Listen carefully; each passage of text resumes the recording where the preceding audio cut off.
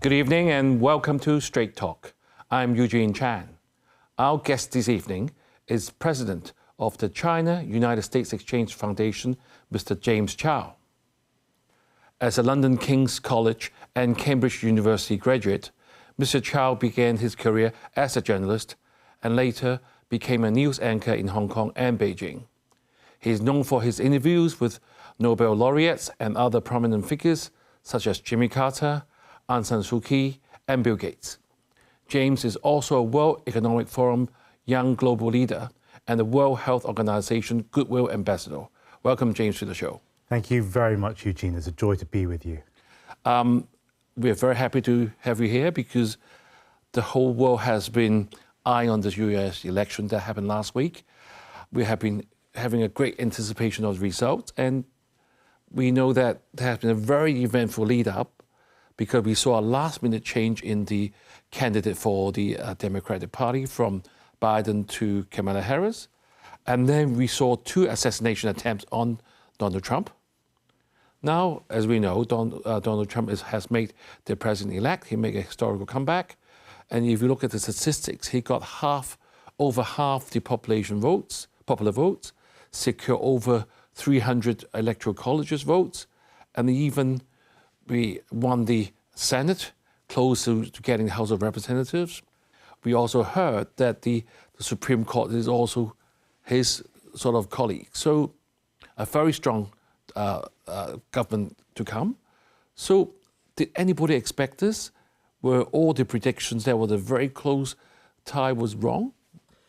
Well, Eugene, I think, if you look back, say, to the last 12 months, and as you said, this election's been particularly anticipated. Everyone had their different views. And I think ultimately from where we sit in between the United States and China and what they do, it's always been about, what are the American people going to decide?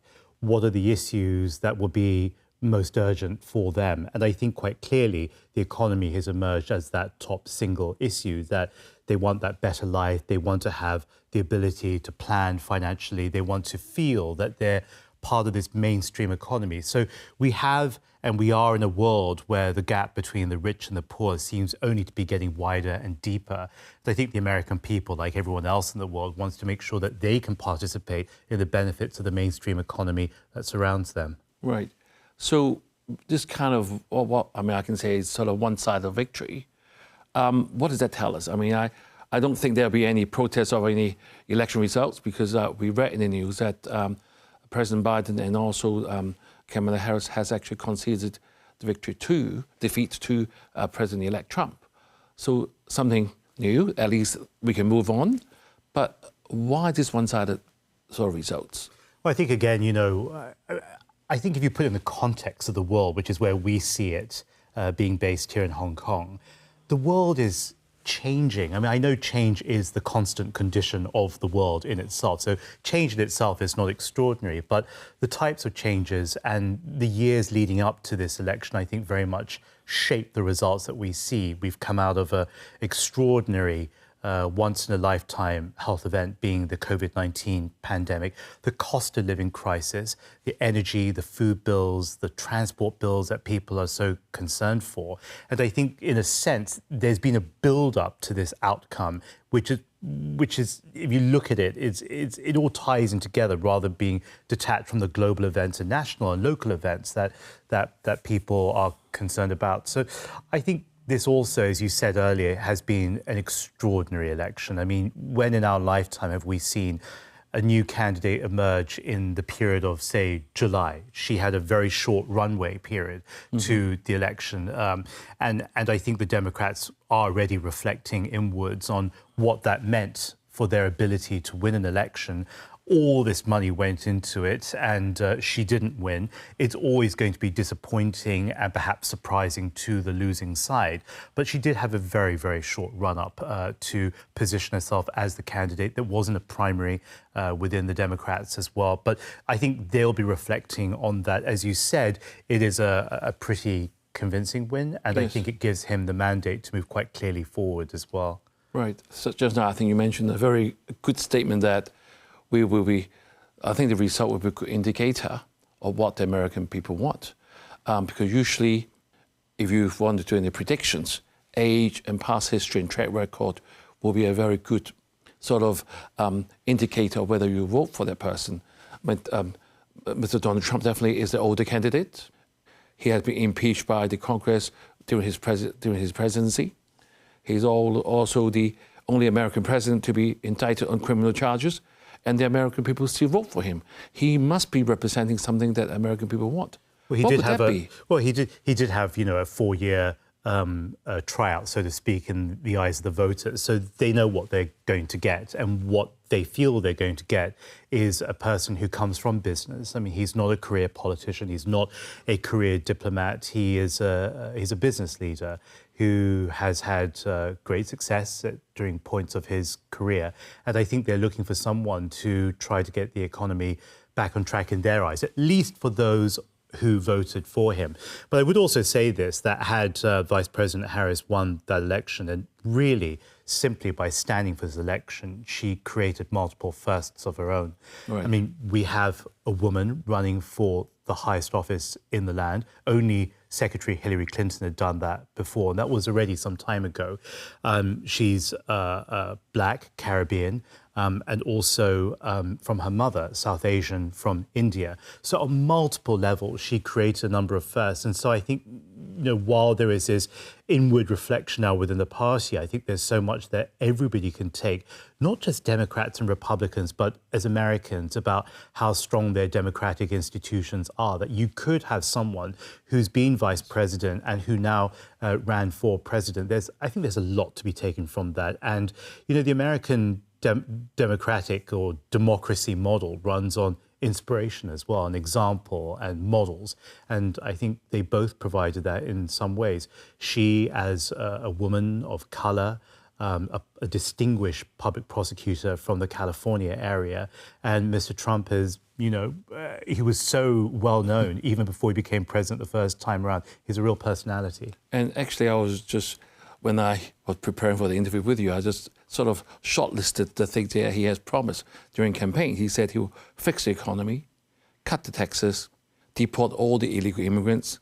He even promised to end the Ukraine war. Is this what the American people want? I think people want peace. Exactly. And that's not so different to the Chinese message. One of the first public signals after his victory came out is that they want a relationship that continues to be guided by a number of principles that have always guided US-China relations. And living in peaceful coexistence, or let's just say getting along, it's not a bad thing at all. The war in Ukraine, the war in the Middle East, not even counting the multiple other conflicts that don't make it to our headlines in Yemen, in Syria and elsewhere. I mean, loss of life and human suffering is devastating for people everywhere.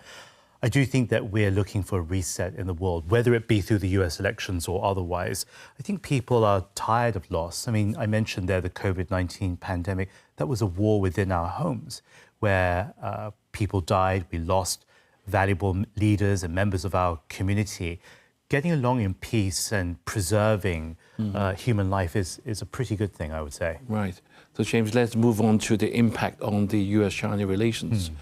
The world has been very chaotic at the moment, with all the geopolitics from front and center of all global discussions and policymaking. And of course, the most relevance to us is the US-China relations. That being said, this year actually marked the 45th anniversary of the United States and China's decision to normalize relations. How do you believe this recent US election results under the Trump administration will reshape the US and China relations? I'm going to say it's too early to say because we are in November and there's a critical runway period to the inauguration in January. These couple of weeks are absolutely important. It's not about sitting back and reacting to whatever occurs in Washington. The United States and China and the key actors within this US-China relationship must use this window of time to stabilize or further stabilize the relationship, or else you will have the new cabinet, the new president coming in January, and we don't want to start off on the wrong foot. There needs to be a supportive narrative and some of the infrastructure in place. The best I think one could hope for is a calm, communicative environment so that when day one comes, they're ready to go. They're in place in office. But Eugene, I want to go back to this question, so I don't want to skirt the question that you asked me about what the American people want. I think they pretty much want the same thing as Chinese people. You know, you look at Americans and they have this beautiful idea of the American dream, which is actually quite magical. The fact that you want your generation after you to do better than your own is also intrinsic to the Chinese culture. If you think about your dad, we were talking about our fathers before coming on set, they wanted us to do better than them. You're a father of 2 children. You want your children to do even better than you've achieved in your career. And if you look at the American psychology, this whole idea of doing well, they tell people, we came to this country with $50 in our pocket. We came to this country and now I'm the first person in my family to go to college. That is a milestone. That is a mark of achievement, a record of success. And so I think they want what Chinese people want. They want what most people want, which is the ability to live their best life, access to health services, education. They want to be able to live in a place where there's clean air, where their children can go out and play without being in fear of being kidnapped or other threats. We want to live in a risk-free and a threat-free world. So James, maybe that's Mr. Donald Trump's election slogan of make USA great again. So it summarizes all that. Well, so maybe let's take a break now and viewers stay with us. We will be right back.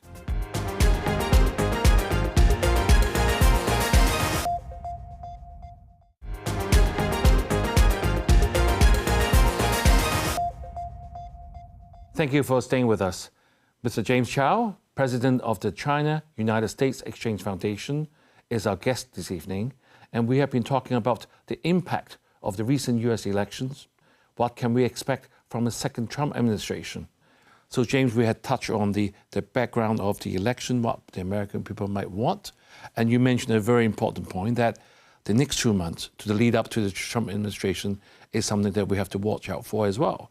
I just realized that the President Joe Biden and the President Xi Jinping met last November for the first time in a year to welcome outcomes on the economic, military, and AI issues. President Xi said, China is ready to be a partner and friend of the United States.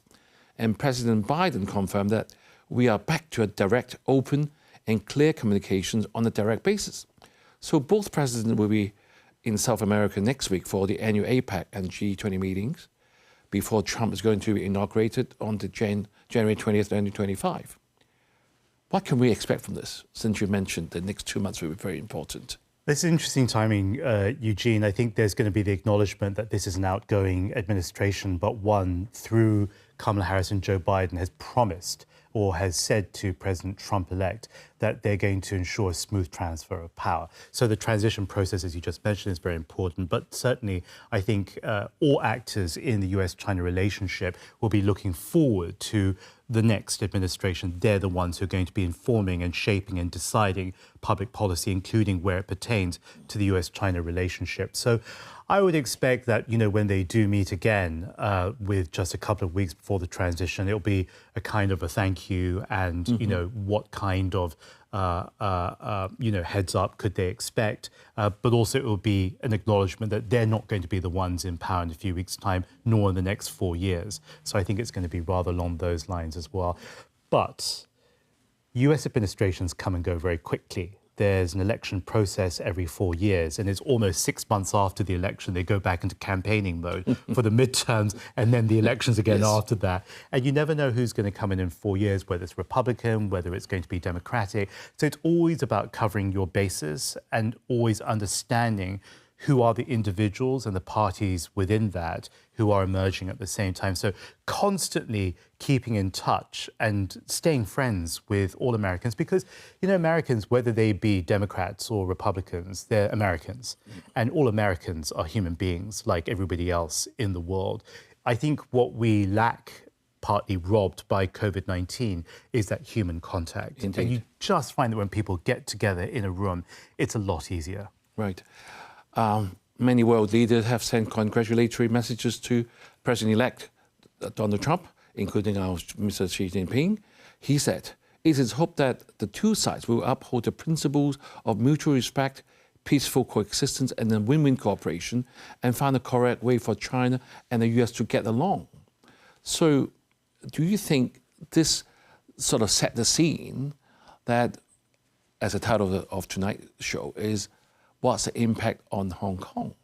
Do you think we're going to have more dialogue and more cooperation between the two main countries? We will, and we have had, especially in the last year plus. You mentioned there the construction of the San Francisco vision at APEC 12 months ago. That was a key moment, but that built on months and months of high-level cabinet visits from both sides, particularly from the American side to China and also from the Chinese side later on to the United States. So I think that that momentum will continue. Of course, you remember that the US State Department and other agencies of the United States government are not necessarily as affected by the change in the White House. That's one thing. The second thing is that there is, I believe, a momentum that will not stop. The relationship is stabilized, but is not yet stable. So there's still quite a lot of work still to be achieved. And going back to the three principles you mentioned there, which is respect, peace, and a win-win cooperation for all. I think the key word here is peace. How do we get to live alongside each other in peace? You mentioned there the Ukraine war. That's a key component of that. And where I'm concerned is that you see the United States moving on one train track, you see China moving another train track. And those two train tracks over the years have become increasingly parallel to each other rather than together. You look at social media, we have separate platforms in China, they have separate platforms in the United States. The problem with that is that they're both in existence, both are in reality, but they're going along, they're side by side, but not necessarily together. My great concern is that the destination is conflict when you keep on having these train tracks separate to each other. And unless the Americans and Chinese are absolutely okay with reaching that mutual point of conflict, then you have to actually start doing something now. The way you do it is find a shard of light, a glimmer of light somewhere, and where you can do it, you go in and you seize quickly and you pounce on it and you create something different. Carter did it with Brzezinski and Mr. Deng Xiaoping in '79. Dr. Kissinger, Zhou Enlai, Chairman Mao did it in 1971 and 1972. You need to find that tiny area where you could work on with each other and pounce on it and don't let that opportunity pass. And I think they have to do that very keenly. QCEF, as a non-governmental organization that isn't burdened with the responsibilities of state, being an NGO, is very good at doing that, finding those opportunities and getting people moving on that. James, that's exactly the point I'm just going to bring on your point. Just now when you mentioned that the two train tracks, I can still remember the word globalization. We want to work together. Now we're back to regionalization. I don't think is of beneficial to any party, especially if the endpoint is going to be in conflict. So let's hope that we'll work something out. And since you mentioned your QCEF, the China-United States Exchange Foundation, which is a non-profit organization founded by our Honorable Mr. Tong Chi-Wah, our first chief executive, and have been working very hard for Hong Kong for the last 16 years. And I believe you'll be holding an actual forum on coming Friday, and that will be the first bilateral meeting anywhere in the world since the election. Can you tell us what are your outcomes? Is it exactly what you're trying to achieve, as you have just mentioned, making sure that both sides will talk, and this is used as a golden opportunity that we will make ends meet together? So the dialogue is important, but it's a working meeting rather than a talking meeting. We're calling it Reflection and Forecast in recognition of the multiple anniversaries.